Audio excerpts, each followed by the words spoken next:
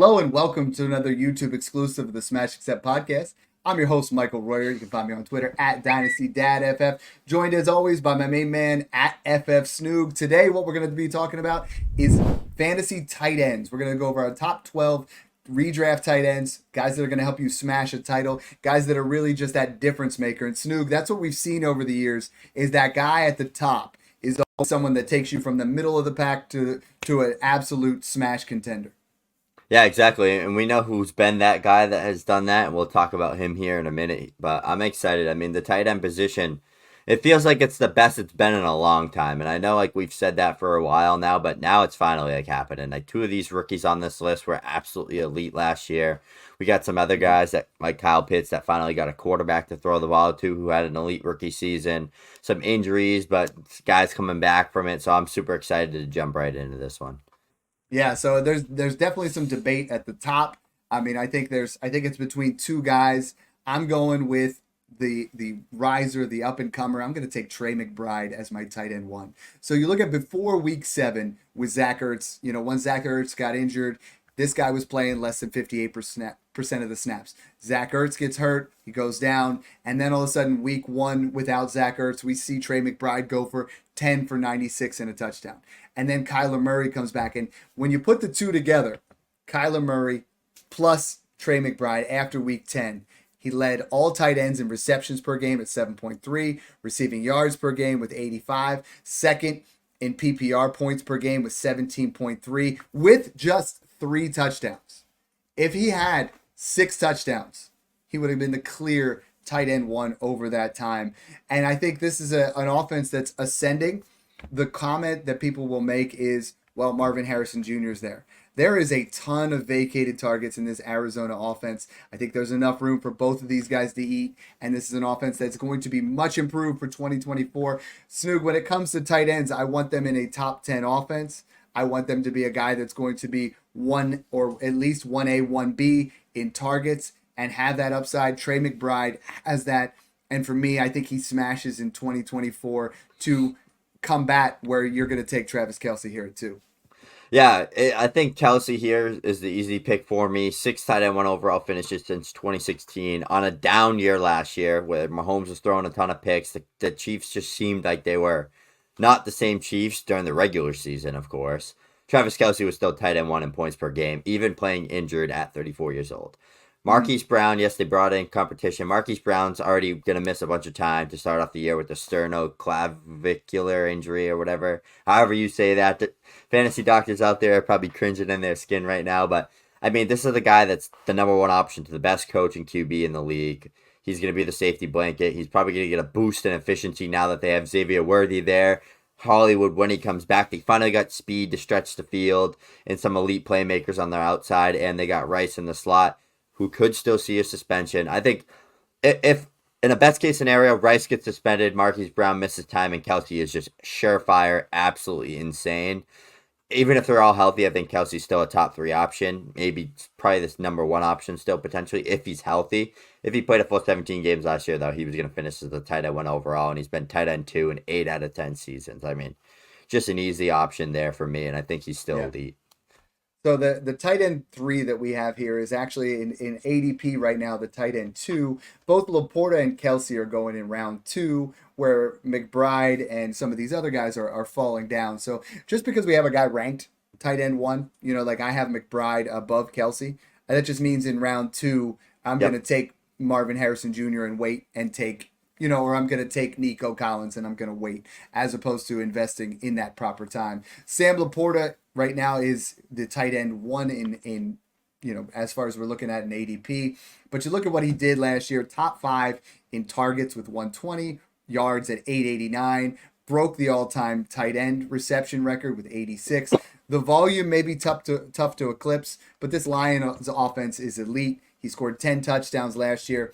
I think he is the clear-cut second option on an elite level offense in Detroit. Oh, by the way, Jared Goff has another great slate of games in the dome. He only has 3 games outside. We know that he produces at least 2.1 fantasy touchdowns per game through the air when he's in a dome. Sam Laporta will repeat at 10 touchdowns. I think without a Amon-Ra St. Brown injury, I don't see his usage going up much more than where he's at that 120 targets, but it was an elite 2023. I feel like we're going to see another elite 2024. And I almost feel like sometimes we get, it's like, oh, well, Sam Laporta, he did it last year, but it's not exciting. Sometimes at the tight end position, if this was a wide receiver that broke records like that, we would be throwing him Yep. way up there. So I think Sam Laporta is a great uh, player for 2023 or 2024. I don't think he's a great value where he's being drafted, but I think this next guy really is. Yeah, so this could change for me. If Brandon Ayuk gets traded, George Kittle's my tight end 4. 100%. I would put a lot of money down on the line that would be my tight end 4. He's my tight end 5, but let's talk about my tight end 4 if Ayuk stays a 49er. It's Dalton Kincaid. As a rookie, this is the guy that plays second slot snaps, finished top 10. He was 8th in targets, he was 7th in receptions, he was 10th in receiving yards. He was top 10 in yards after catch. Tight ends as rookies usually don't do anything. But Mhm. Sam Laporta and Kincaid were those type of tight ends that thrived as rookies. The league's changing. Kincaid is just so versatile. And now that we have Stephon Diggs leaving, he's probably going to be Josh Allen's go-to guy. Like, you saw what Josh Allen did with Cole Beasley. You saw him what he did with Stephon Diggs. He loves those, like, safety blanket guys that naturally separate. Kincaid's an absolute machine. He's got some of the best hands in the league themselves at the tight end position. He's versatile. They're going to move him around. We said it earlier, Dad. We're looking for a clear path to opportunity, the talent, and the elite target opportunity and the elite offense. And he checks every single damn box there is there. So he's my tight end 4. And the tight end 5 is a guy that does the exact same thing. The only guy to dethrone Travis Kelce in the last several years is Mark Andrews. Now, Mark Andrews, 107 receptions, 1361 and 9. Now, a lot of that was with Huntley, where we were getting a lot of checkdowns, but he has been the clear-cut guy for Lamar Jackson as well. You look at this Baltimore offense, I think it's only going to improve with Derrick Henry. I think in the red zone, Derrick Henry's presence is actually going to lead to more Mark Andrews touchdowns because they're going to be keying in on those rushing touchdowns. I think he's going to catch double-digit touchdowns over his career with 78 games. He has caught 37 touchdowns, 324 catches with Lamar Jackson. I think people are overlooking Mark Andrews. They're trying to, find a wrinkle that isn't there. Mark Andrews is a smash at tight end 5. Yeah, so I'm going to go with George Kittle here. And I said that he would be my tight end 4 if Ayuk leaves. I still stand on that, and here's why. He's the most undervalued tight end year after year. Every single time I have a fantasy redraft league, home league, anything like that, I'm waiting till round 6. I'm waiting till round 7. I'm drafting George Kittle, and here's why. Tight end 6 last year in points per game. Tight end 2 the year before. Tight end 4 the year before that. Tight end 3 the year before that. Tight end 1 the year before that. Tight end 3 the year before that. He's coming off a year where he just put up 1,000 yards with Ayuk there, with Debo there, with CMC there healthy. Top 5 finish, elite offense.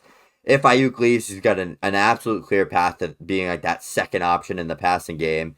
If not, he wins with his elite talent and his efficiency. I mean, he's the top 3 pure talent tight end there.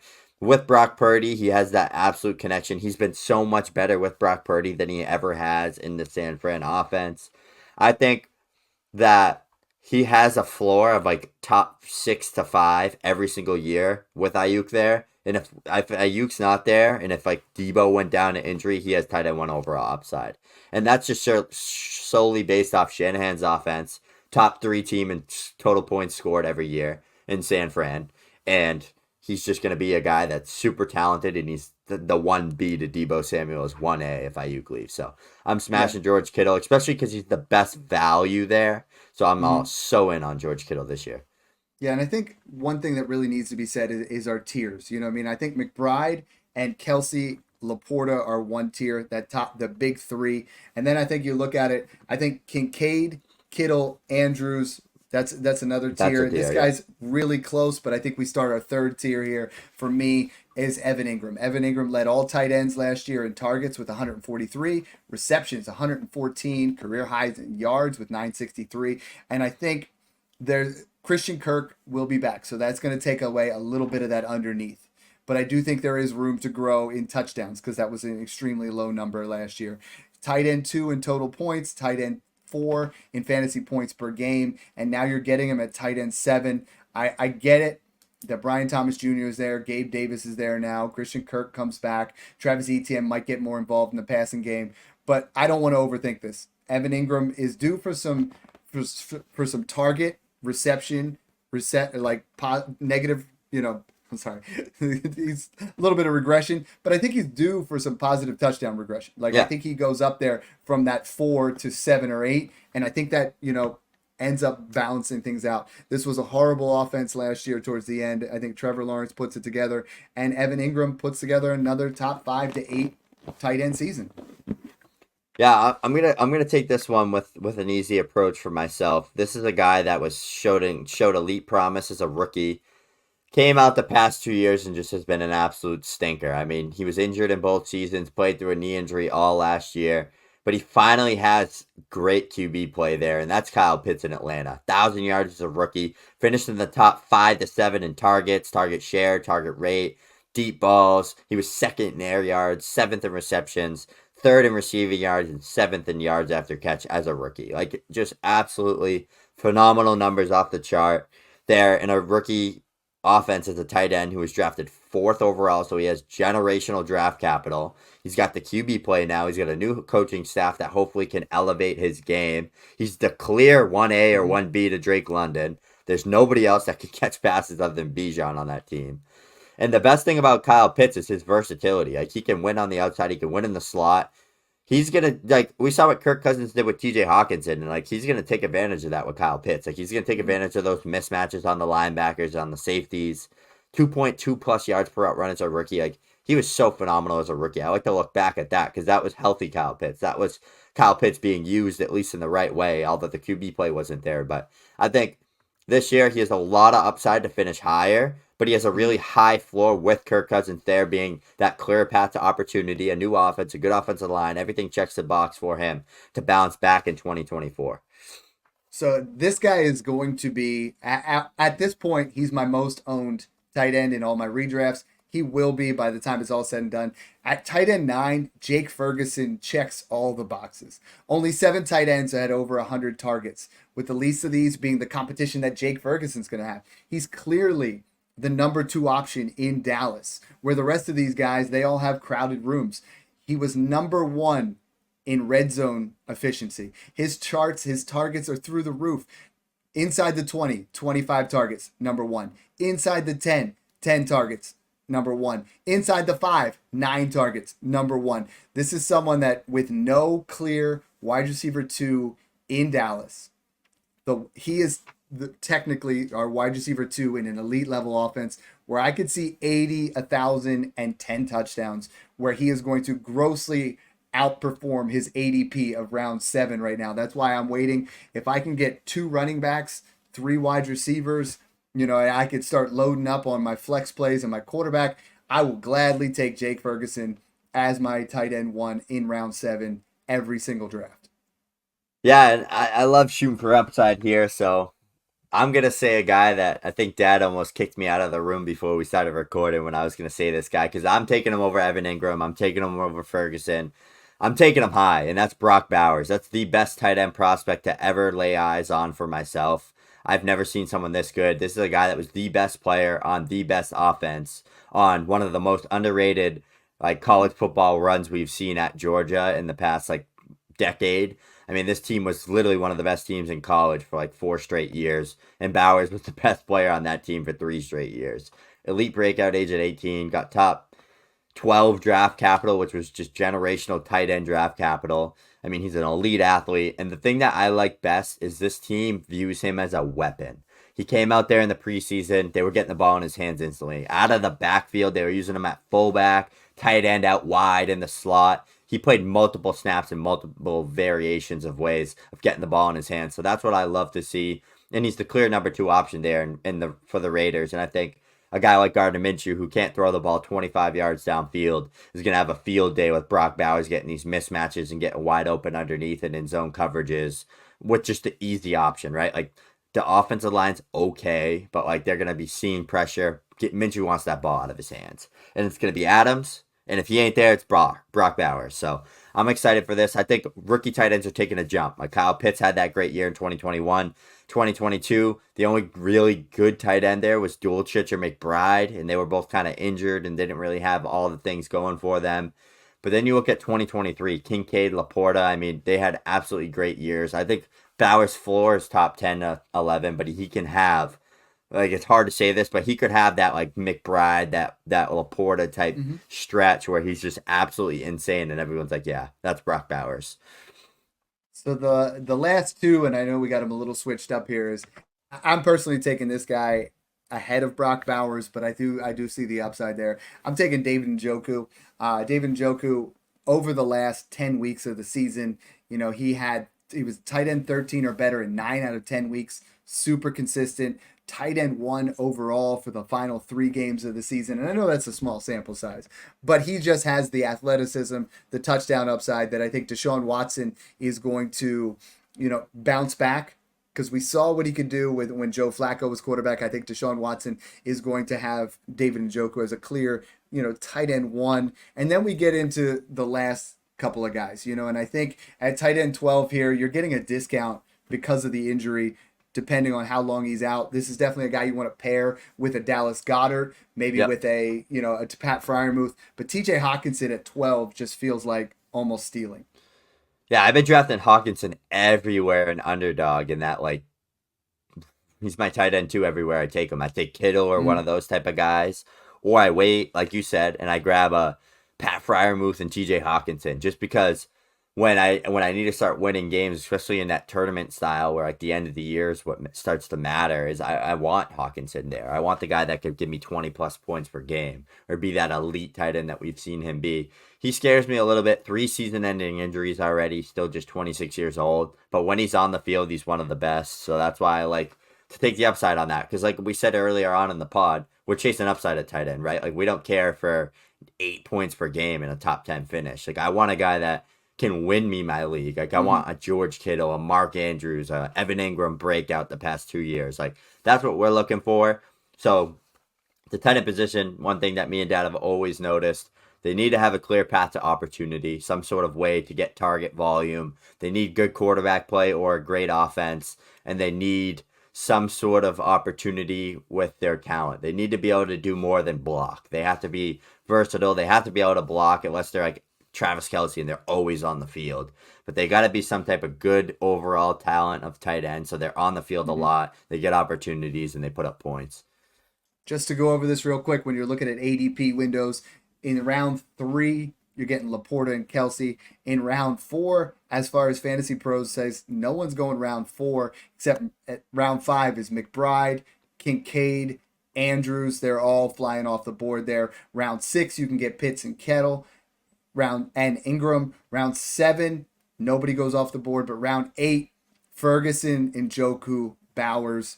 And then you wait all the way to round 9 and 10. You can get Goddard, who I think is going to bounce back in that Philly offense. TJ Hawkinson, Cole Kmet, who might see his targets go down, but touchdowns could go up. Pat Fryermuth, who's a great, guy to have a bounce back. Dalton Schultz, who's Goddard has a high offense. floor. Goddard and Schultz have those high floors because they're going to be reception hogs. It dies quickly. So if you're in a 12 to 14 team, you want to make sure you're going in that round 5 area to make sure you get a McBride, Kincaid, Kittle, or in that round 6 area to get yourself, Pitts or Ingram, or it's going to start getting really hairy. Like I feel like after Ferguson, it's a little bit dicey. Who's your favorite dart throw? There. Who's your favorite dart throw? Like deep dart throw, like outside. So of here's all the those deal. guys. It's Ben Sinnott, and I don't love taking guys like you look at there. I think Chig Okonkwo is now going to an offense that's going to throw the ball considerably more after having a great rookie season down as a sophomore. I think he's in there, but I think Ben Sinnott is just like Trey McBride. Zach Ertz, the placeholder. Like he's going to hold it down. The other one I kind of like, and I think it's the only thing that consists of a tight end handcuff, is Isaiah Likely. Isaiah Likely will do nothing until Mark Andrews goes down. Then he literally fills the Mark Andrews shoes as like 95% of what he does. So, I mean, I wish the Hunter Henry, Kobe Parkinson, Greg Dulcich. It's not a lot. Those are some Greg good dart Dulcich. Throws. Yeah. Dulcich is a great one. Hunter but it's Henry like one of those could be things. A guy too. If my roster, if I'm doing redraft and I only have 15 to 18 spots, I'm only rostering one tight end. Same. You know, like Yep. if it's 25, okay, we'll start out rostering some of there. But dynasty, sure, load You'll me up always on be some of able to these grab guys. Robert Tanyan and Logan Thomas off the waivers. Remember those guys were like tight end 3 and 4 in That's that right. year? It Hey, was like look, 3 years ago or something. Logan Thomas is the George Kittle handcuff now. So Yeah. thanks again. Make sure you guys hit that smash accept for the the subscription button. Wow, I mixed that up a little bit, but we're putting out content daily. We're trying to make sure we get you guys ready for the season. So thanks again for tuning in and enjoy the process.